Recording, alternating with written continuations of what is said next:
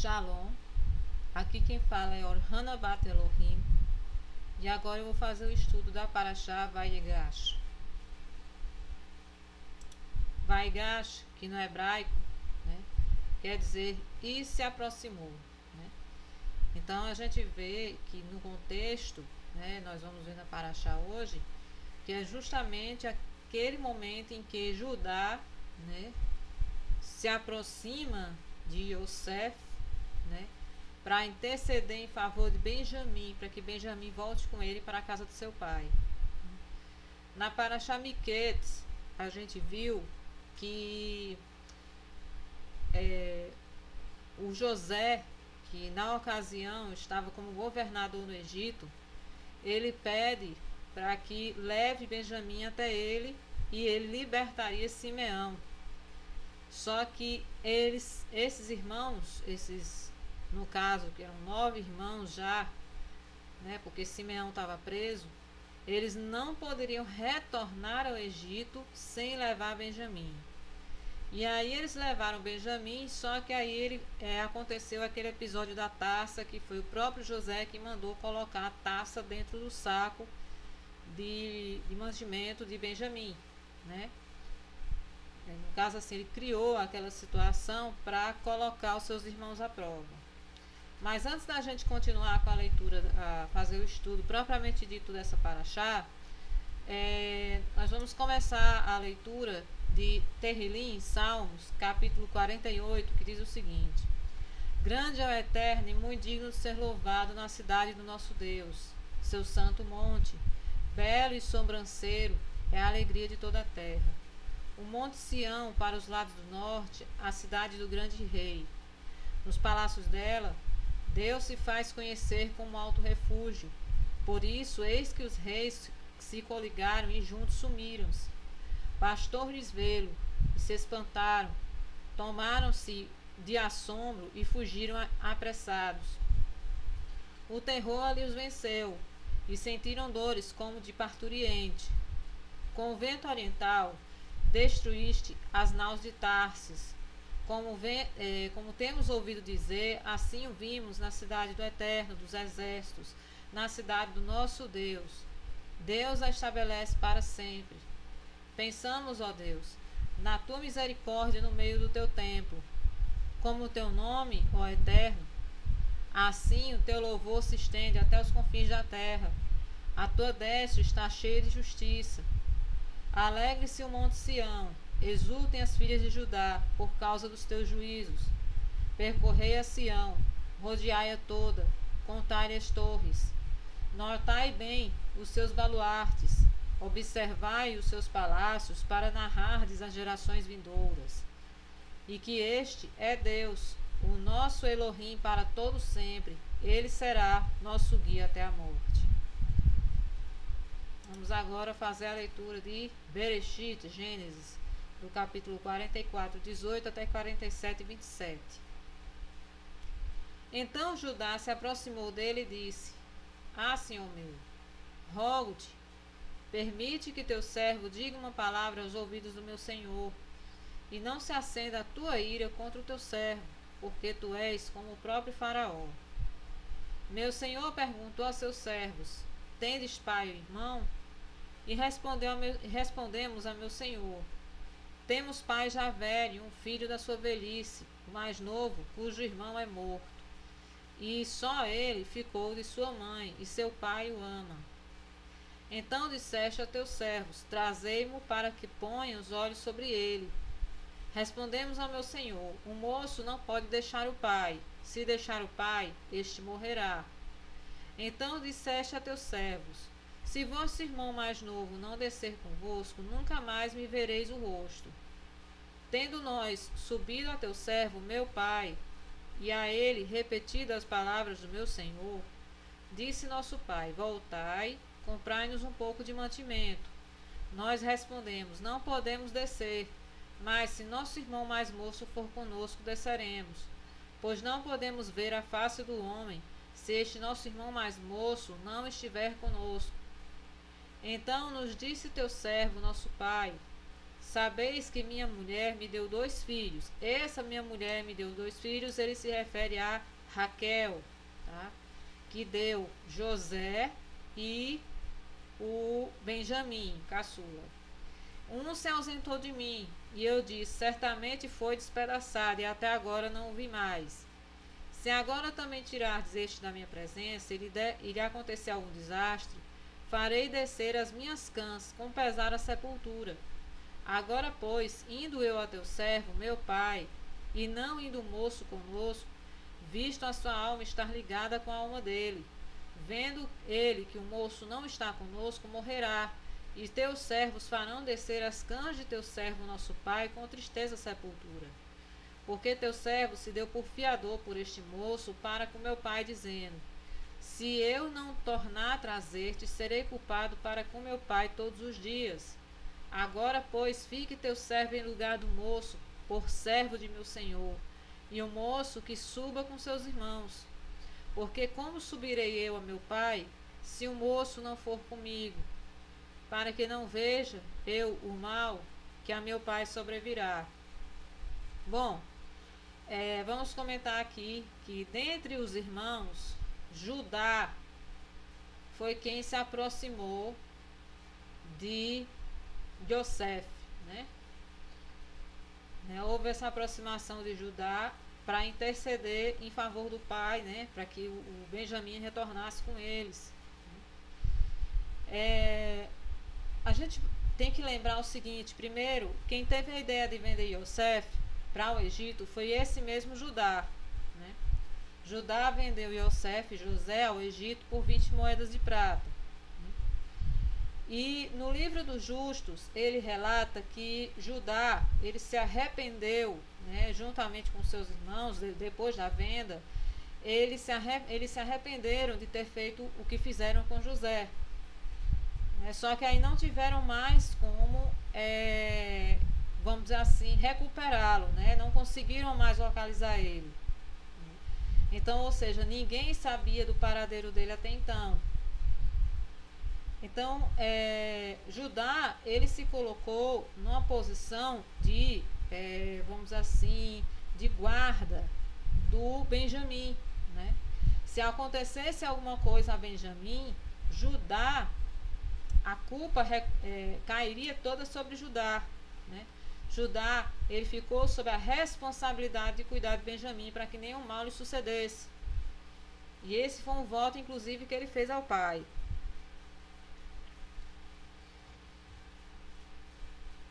Então José, não se podendo conter diante de todos os que estavam com ele, bradou: fazei sair a todos da minha presença.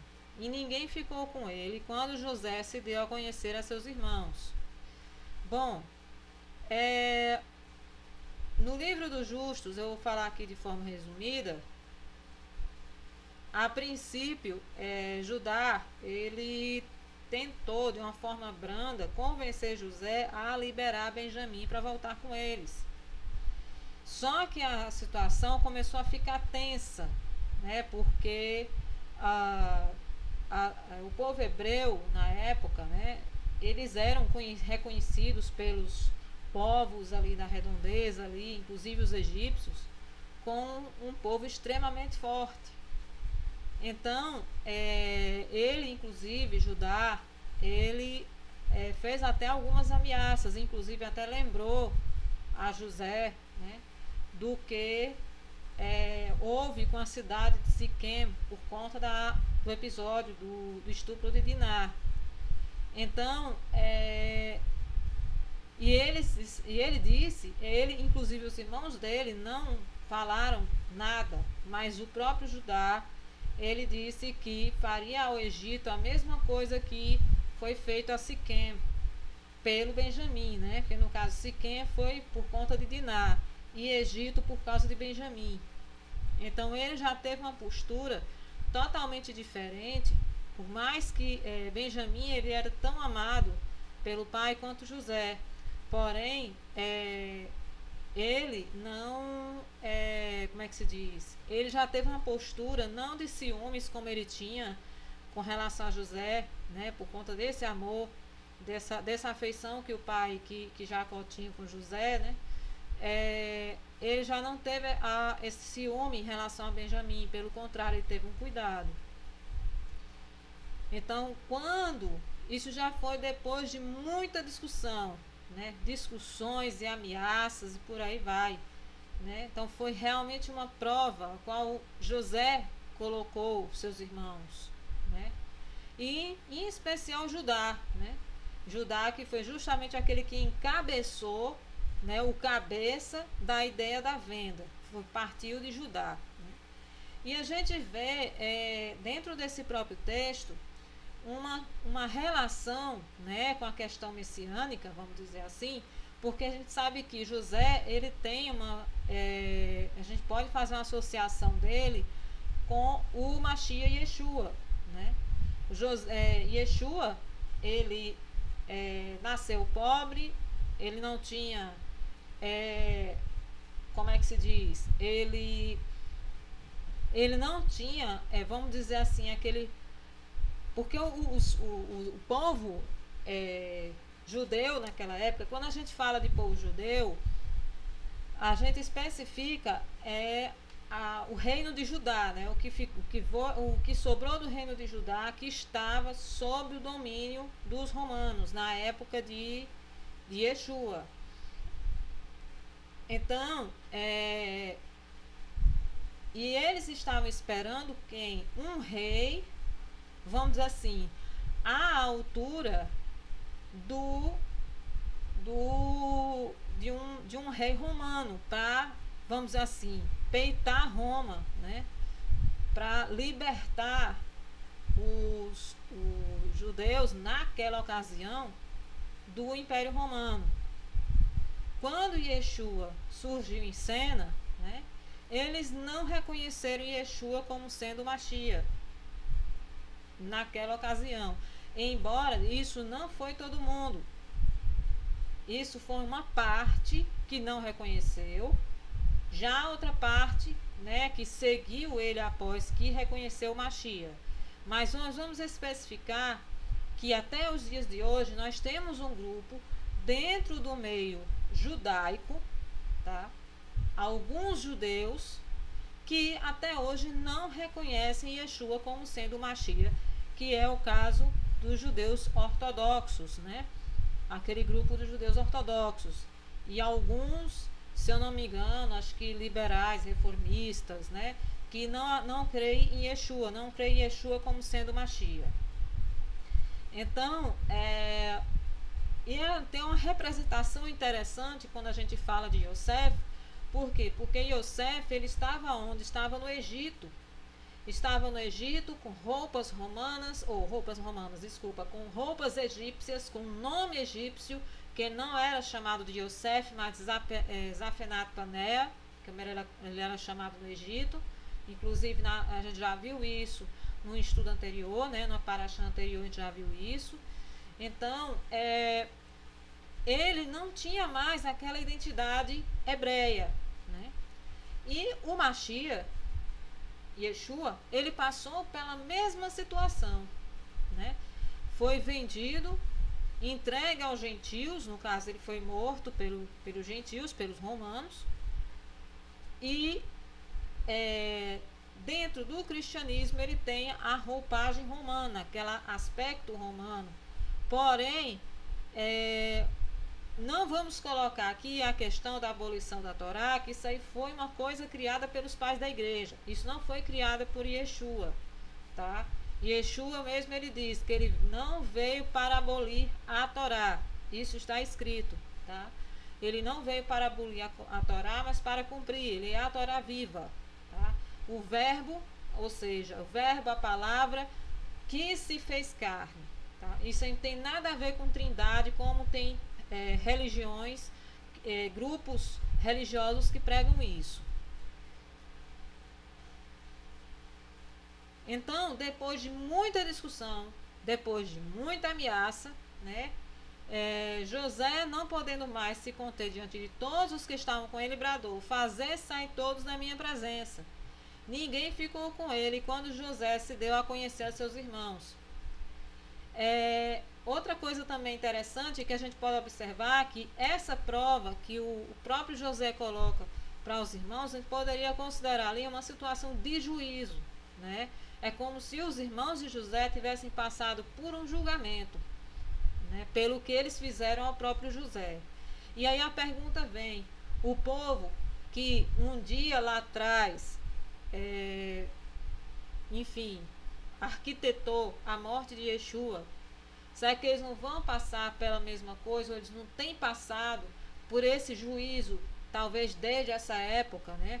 Porque tantas coisas aconteceram, veio a destruição do segundo templo, veio perseguição, cruzadas, inquisição, holocausto. Então, tanta coisa ruim vem acontecendo esse povo, né? E tudo isso por conta de quê? Por conta de uma acusação de que eles tinham matado Yeshua, né? Que conhecido no cristianismo como Jesus. Então, não estou dizendo aqui que seria uma coisa justificada, mas fica uma questão para se pensar, né? Embora que há também no meio disso uma questão histórica, uma falta de, não digo nem uma falta de interpretação, mas uma falta de informação completa da história do que ocorreu naquela época, né? Porque durante muitos anos o que a gente tem ouvido através do cristianismo, a gente ouviu uma determinada coisa, um determinado posicionamento, né? E hoje é que nós estamos tendo a verdade da gente, a liberdade hoje, a oportunidade da gente analisar realmente o que acontece, o que vem acontecendo esses anos todos e o que aconteceu na época de Yeshua. E levantou a voz em choro, de maneira que os egípcios o ouviam, e também a casa de Faraó. E disse a seus irmãos: Eu sou José, vive ainda meu pai? E seus irmãos não lhe puderam responder, porque ficaram atemorizados perante ele. Disse José a seus irmãos: Agora chegai-vos a mim. E chegaram-se. Então disse: Eu sou José, vosso irmão, a quem vendestes para o Egito. Agora, pois, não vos entristeçais, nem vos irriteis contra vós mesmos por me haverdes vendido para aqui. Porque para a conservação da vida, Deus me enviou adiante de vós. Porque já houve 2 anos de fome na terra, e ainda restam 5 anos, em que não haverá lavoura nem colheita. Deus me enviou adiante de vós para conservar a vossa sucessão na terra, e para vos preservar a vida por um grande livramento. Assim, não fostes vós que me enviastes para cá, e sim Deus, que me pôs por pai de Faraó, e senhor de toda a sua casa, e como governador em toda a terra do Egito. Interessante que isso aqui foi uma coisa que historicamente não era comum de acontecer, de um estrangeiro ser colocado num patamar, né, assim, de chegar a um nível de ser um governador, porque eles tinham, vamos dizer assim, aquela pirâmide de hierarquia que jamais um escravo, uma pessoa que estivesse na posição de escravo, poderia chegar um dia, ser promovido e se tornar um governador, alguém de outra parte daquela pirâmide hierárquica, né? Então, isso aqui realmente a gente percebe que foi algo realmente providenciado pelo próprio Eterno. Então, 2 pessoas que na Escritura, que na Torá, elas tiveram essa mesma situação interessante, que todas essas 2 pessoas também têm uma figura do Machia na vida dessas 2 pessoas, que uma foi Yosef, né, o filho de Jacó, e o caso de José, e outra foi Moisés, né, que foi encontrado junto aos juncos por uma princesa egípcia, filha de Faraó.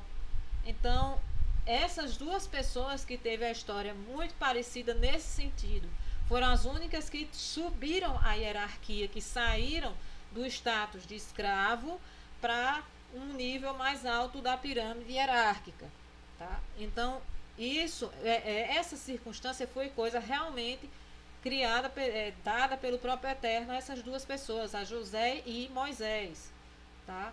E nenhuma outra pessoa teve esse tipo de vamos dizer assim, privilégio, entre aspas. Apressai-vos, subi a meu pai e dizer-lhe, assim manda dizer teu filho José, Deus me pôs por Senhor em toda a terra do Egito, desce a mim, não te demores. Habitarás na terra de Gosen e estarás perto de mim, teus filhos, os filhos de teus filhos, os teus rebanhos, gado e tudo quanto tens. Tá, aqui a gente vê duas coisas, Judá e Efraim, né? A questão da junção dessas tribos novamente, tá? A gente sabe que desde a época dos reis, né, e quando a Síria levou as 10 tribos, vamos assim, 9 tribos e parte da tribo levítica, quando ele levou e dispersou, essas tribos se dispersaram pelo mundo e até hoje nenhum ser humano, ninguém sabe a localização dessas tribos, né? E um dia essas tribos, há uma profecia de que essas tribos eles iriam novamente se reunir, né? Se juntar novamente, essas tribos com a tribo de Judá, né? Com o antigo reino de Judá na realidade. Então aqui a gente vê também essa circunstância aqui como uma questão profética relacionada a junção de todo o povo de Israel, no caso as tribos, as 9 tribos perdidas com a tribo de Judá. Habitarás na terra de Gozen e estarás perto de mim, tu, teus filhos, os filhos de teus filhos, os teus rebanhos, teu gado e tudo quanto tens. Uma coisa que eu acho interessante aqui nessa passagem é que esse povo, ele ficou num local específico, tá? Em que eles não tivessem tanto contato, certamente, com a idolatria egípcia, né? E outra, o gado, como eles eram pastores, eles não eram vistos com bons olhos pelos egípcios, porque a vaca ela é considerada um animal sagrado para os egípcios, tá? No entanto, que a gente vê, por exemplo, o episódio do bezerro de ouro, que a gente vê isso lá na frente, né, no livro de Shemot, em Êxodo, que tipo de animal em que aquele grupo, né, que não foi todo o povo, mas parte dele, que fez um bezerro de ouro, né? Eles fizeram um bezerro de ouro, ou seja, que seria o quê? Um filhote de boi, de vaca, né? Então a gente percebe que o boi e a vaca eles eram considerados animais sagrados. Então pastores para eles, para os egípcios, eles eram, como dizer assim, como se fosse uma abominação para eles. Aí te sustentarei, porque ainda haverá 5 anos de fome, para que não te empobreças, tu e tua casa e tudo que tens. Eis que vedes por vós mesmos, e meu irmão Benjamim vê também, que sou eu mesmo quem vos fala. Anunciai a meu pai toda a minha glória no Egito, e tudo o que tendes visto. Apressai-vos e fazei descer o meu pai para aqui. Lançando-se ao pescoço de Benjamim, seu irmão, chorou. E abraçado com ele, chorou também Benjamim. José beijou a todos os seus irmãos e chorou sobre eles. Depois seus irmãos falaram com ele. Fez-se ouvir na casa de Faraó esta notícia: são vindos os irmãos de José, e isto foi agradável a Faraó e a seus oficiais. Disse Faraó a José: dize a teus irmãos: fazei isto, carregai os vossos animais e parti. Tornai a terra de Canaã. Tomai vosso pai as vossas famílias e vinde para mim. Dar-vos-ei o melhor da terra do Egito e comereis a fartura da terra. Ordena-lhes também: fazei isto. Levai da terra do Egito carros para os vossos filhinhos e para vossas mulheres. Trazei vosso pai e vinde. Não vos preocupeis com coisa alguma dos vossos haveres, porque o melhor de toda a terra do Egito será vosso. E os filhos de Israel fizeram assim.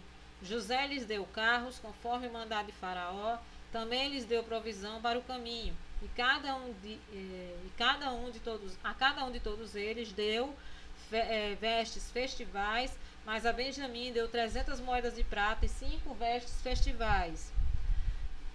Também enviou a seu pai 10 jumentos carregados do melhor do Egito e 10 jumentos carregados de cereais e pão. e provisão para o seu pai para o caminho. E despediu seus irmãos. Ao partirem, disse-lhes: Não contendais pelo caminho.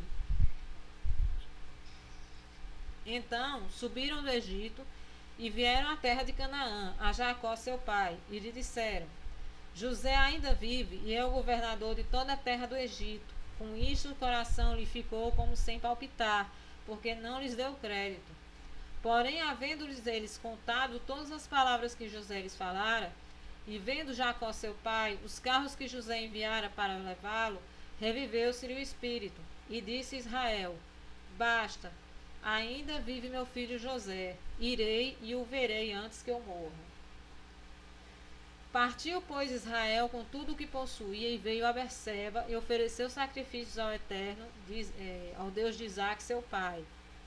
Falou Deus a Israel em visões de noite e disse: Jacó, Jacó. Ele respondeu: Eis-me aqui. Então disse: Eu sou Deus, o Deus de teu pai. Não temas descer para o Egito, porque lá eu farei de ti uma grande nação. Eu descerei contigo para o Egito e te farei tornar a subir. Certamente, a mão de José fechará os teus olhos. Então se levantou Jacó de Berseba, e os filhos de Israel levaram Jacó seu pai e seus filhinhos e as suas mulheres nos carros que Faraó enviara para o levar. Tomaram seu gado e os bens que haviam adquirido na terra de Canaã e vieram para o Egito, Jacó e toda a sua descendência. Seus filhos e os filhos de seus filhos, suas filhas e as filhas de seus filhos e toda a sua descendência, levou-os consigo para o Egito. São estes os nomes dos filhos de Israel: Jacó e seus filhos que vieram para o Egito. Ruben, o primogênito de Jacó. Os filhos de Ruben: Enoque, Palu, Esrom e Carmi. Os filhos de Simeão: Gemuel, Jamim, Oade, Jaquim, Zoar e Saul, filho de uma mulher cananeia. Os filhos de Levi: Gerson, Coate e Merari. Os filhos de Judá: Onã, Selá, Pérez e Zera. E Onã, porém, morreram na terra de Canaã. Os filhos de Pérez foram Esrom e Amul. Os filhos de Issacar: Tola, Purva, Jó e Sinron. Os filhos de Zebulon: Sered, Elon e Jaleel. Estes são os filhos de Lia, que deu à luz a Jacó em Padã Arã, além de Diná, sua filha. Todas as pessoas de seus filhos e suas filhas, 33. Os filhos de Gad: Zifion, Ragi, Suni, Esbom, Eri, Arod e Areli. E os filhos de Azé: Imna, Isvá, Isvi, Bérias e Sera, irmã deles. E os filhos de Berias: Heber e Malquiel. Estes são os filhos de Zilpa, a qual Labão deu a sua filha Lia, e este deu ela à luz a Jacó, a saber, 16 pessoas. E os filhos de Raquel, mulher de Jacó: José e Benjamim. Nasceram a José na terra do Egito Manassés e Efraim, que lhe deu à luz a Asenate, filha de Potífera, sacerdote de On. Os filhos de Benjamim: Belá, Bequer, Asbel, Gera, Naamã, Ei, Ros, Mupim, Rupim e Arde. Estes são os filhos de Raquel que nasceram a Jacó, ao todo 14 pessoas. O filho de Dan: Ruzim. E o filho de Naphtali: Jazel, Guni, Jeza e Silem. São estes os filhos de Bila, a qual Labão deu a sua filha Raquel. E estes deu ela à luz a Jacó, ao todo 7 pessoas. Todos os que vieram com Jacó para o Egito, que eram os seus descendentes, foram as mulheres dos filhos de Jacó, todos eram 66 pessoas. E os filhos de José, que lhe nasceram no Egito, eram 2. Todas as pessoas da casa de Jacó que vieram para o Egito foram 70. Jacó enviou Judá adiante de si a José para que soubesse encaminhá-lo a Gozém. E chegaram à terra de Gozém. Então José aprontou seu carro e subiu ao encontro de Israel, seu pai, a Gozém. E apresentou-se, lançou-se ao pescoço e chorou assim longo tempo. Disse Israel a José: Já posso morrer, pois já vi seu rosto, e ainda vives. E José disse a seus irmãos à casa de seu pai: Subirei e farei saber a Faraó, lhe direi: Meus irmãos e a casa de meu pai, que estavam na terra de Canaã, vieram para mim. Os homens são pastores, são homens de gado, trouxeram consigo seu rebanho, e o seu gado e tudo o que tem. Quando, pois, Faraó vos chamar e disser qual o vosso trabalho, respondereis: teus servos foram homens de gado desde a mocidade até agora, tanto nós como nossos pais, para que habiteis na terra de Gósen, porque todo pastor de rebanho é abominação para os egípcios. Foi justamente o que eu comentei lá atrás. Então veio José e disse ao Faraó: meu pai e meus irmãos, com seus rebanhos e seu gado, com tudo o que tem, chegaram da terra de Canaã, e eis que estão na terra de Gósen. E tomou 5 de seus irmãos e os apresentou a Faraó. Então perguntou a Faraó aos irmãos de José: qual o vosso trabalho? Eles responderam: os teus servos somos pastores de rebanho, tanto nós como nossos pais.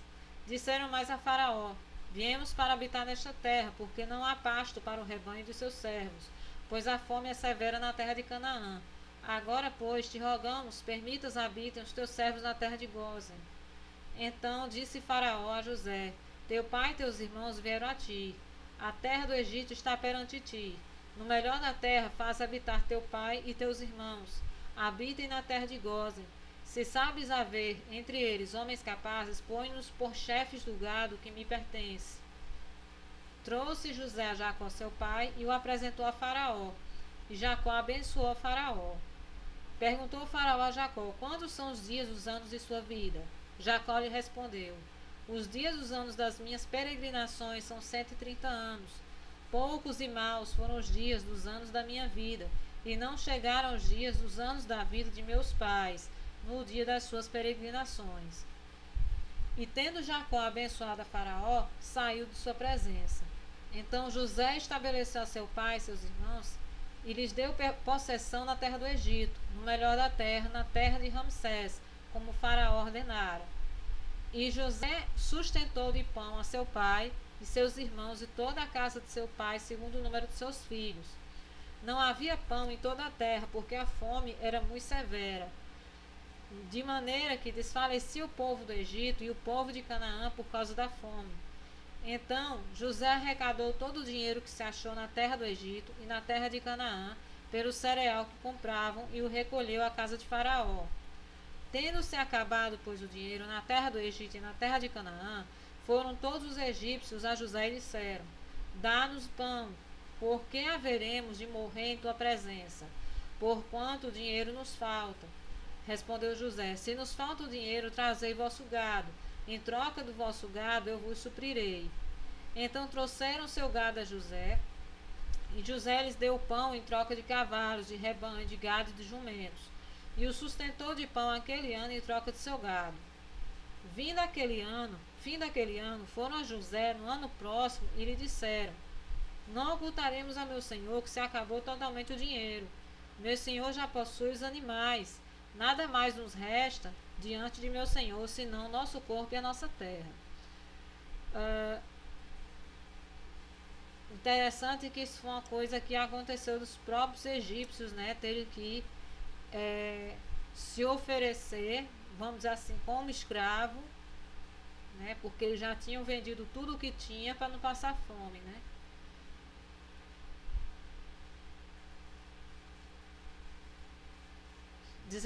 Por que haveremos de perecer diante dos seus olhos, tanto nós como a nossa terra? Compra-nos a nós e a nossa terra a troco de pão, e nós a nossa terra seremos escravos de Faraó. Dá-nos semente para que vivamos e não morramos, e a terra não fique deserta. Assim comprou José toda a terra do Egito para Faraó, porque os egípcios venderam cada um o seu campo, porquanto a fome era extrema sobre eles, e a terra passou a ser de Faraó. Tá, então vamos pensar aqui um pouquinho, né? Isso aqui faz lembrar a condição em que as pessoas hoje, na atualidade, elas vivem, né? Desde a época, até o período mais ou menos da Revolução Industrial, porque antes disso as pessoas viviam na própria terra, né? Elas tinham, inclusive as famílias, elas tinham vários filhos, muitos filhos na realidade. Então da própria terra tirava-se o sustento. Só que aí o que acontece? Da Revolução Industrial para cá, para os dias de hoje, né?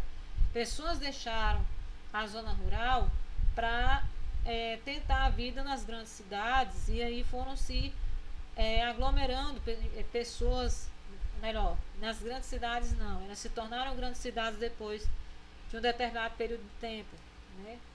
E hoje as pessoas moram, por exemplo, em casas e tudo depende de dinheiro, né? Você trabalha, né?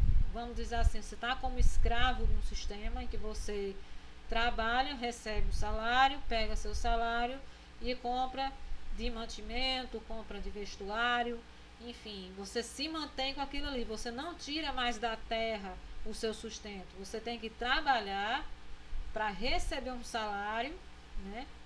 Vamos dizer assim, a título de Brasil, por exemplo, você recebe um salário mínimo, né? Um salário que não é lá essas coisas, para se manter, você paga água, você paga energia, né? A água que deveria ser de graça, né? Porque foi o Eterno que fez. Você não tem água de graça, você paga vamos dizer assim, pelo transporte dessa água, né? Água encanada, então você paga pelo serviço, enfim.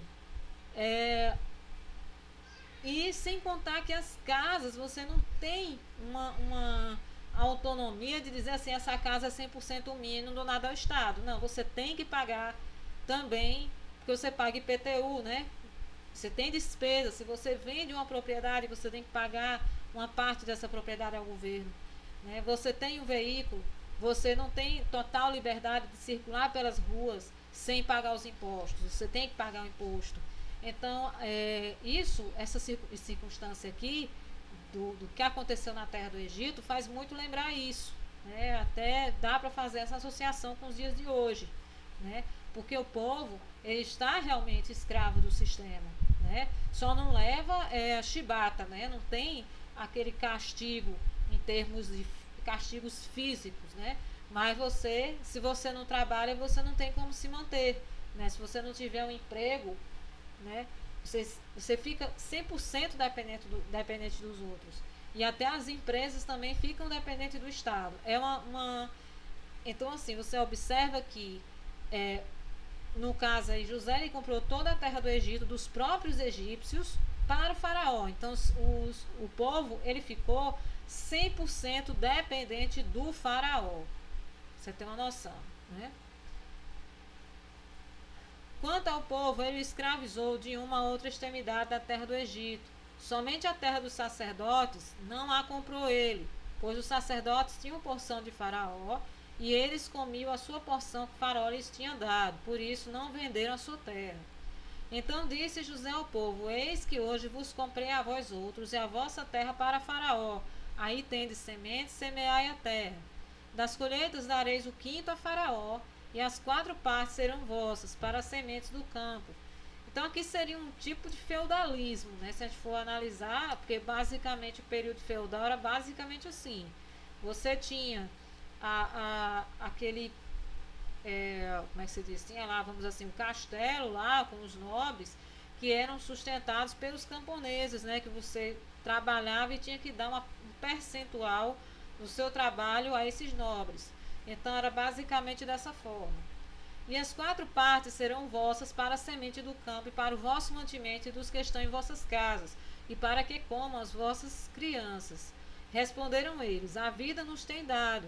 Achemos mercê perante meu senhor e seremos escravos de Faraó.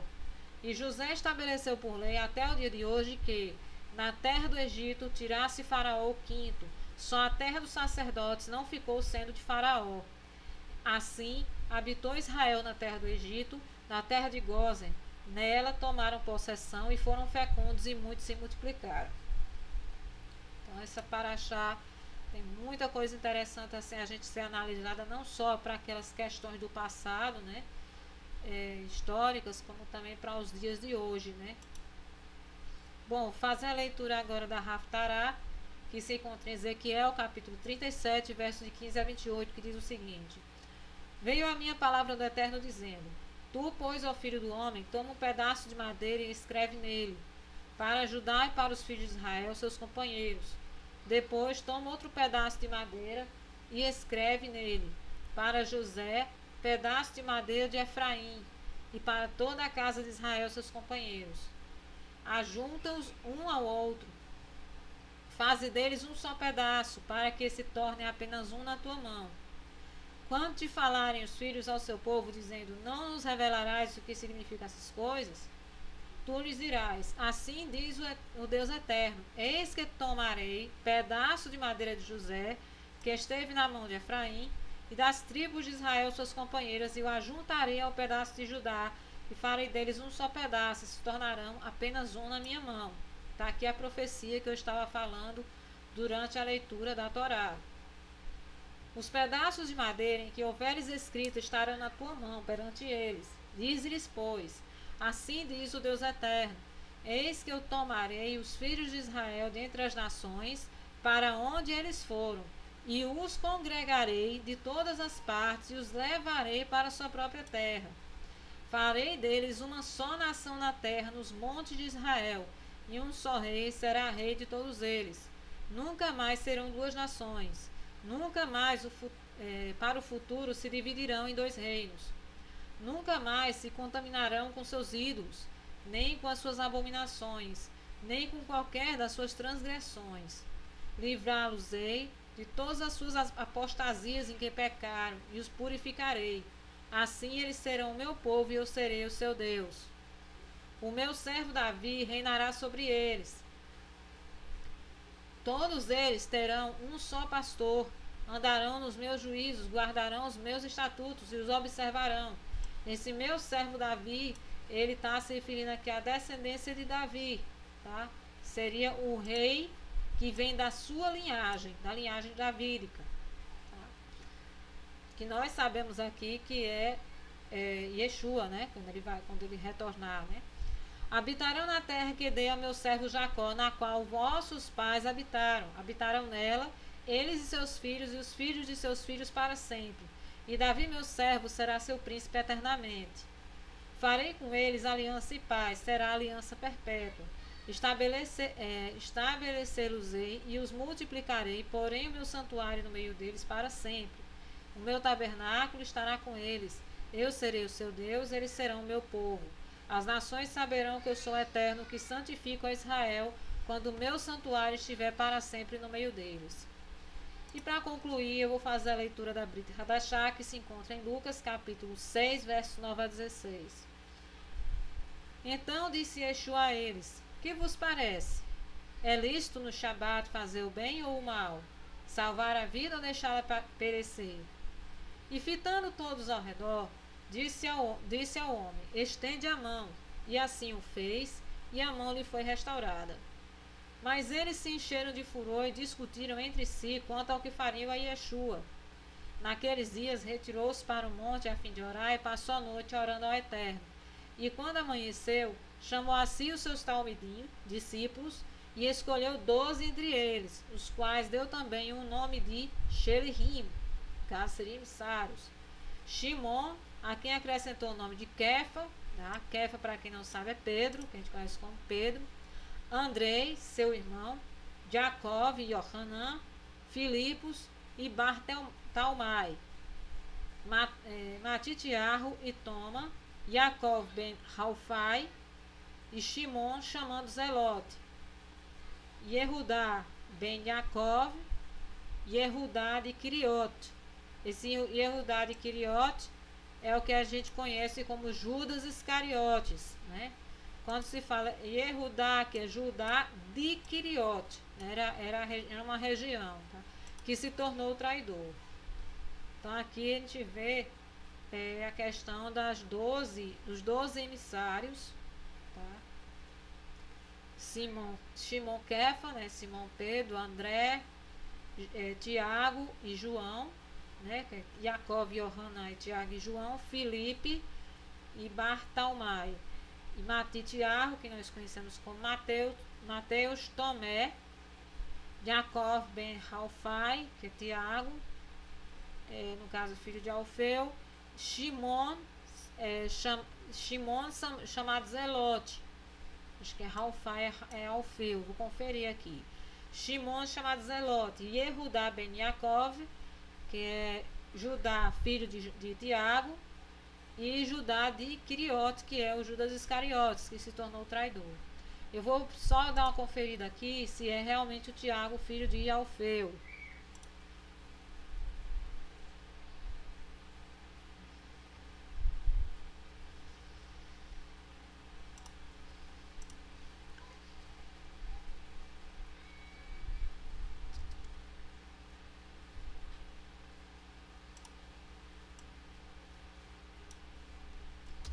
Lucas, foi capítulo quanto que eu falei? Capítulo 6, de 9 a 16. 6, 9 a 16.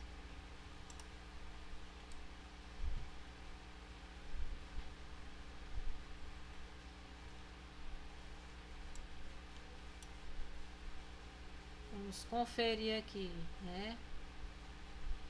Simão, ao qual também chamou Pedro, André, seu irmão, Tiago e João, Filipe e Bartolomeu, tá? Tá traduzido como Bartolomeu aqui, cadê? Bartalmai, tá? Bartolomeu. Mateus e Tomé, Tiago, filho de Alfeu, é isso mesmo, tá? É Jacob ben Ralfai, né, que é Tiago, filho de Alfeu. E Simão, chamado Zelote, e Judas, filho de Tiago, e Judas Iscariotes, que foi o traidor. Então só observa aqui que são 12 emissários e ao mesmo tempo a gente associa com 12 tribos também, né? Bom, então por enquanto eu vou ficando por aqui e na próxima paraxá, que a paraxá Vaer, é a última paraxá de Bereshit, ou seja, o último estudo do livro de Gênesis. E aí depois nós seguiremos para o estudo do livro de Êxodo, de Shemot, né, o livro de Êxodo. Então, shalom a todos e até o próximo estudo.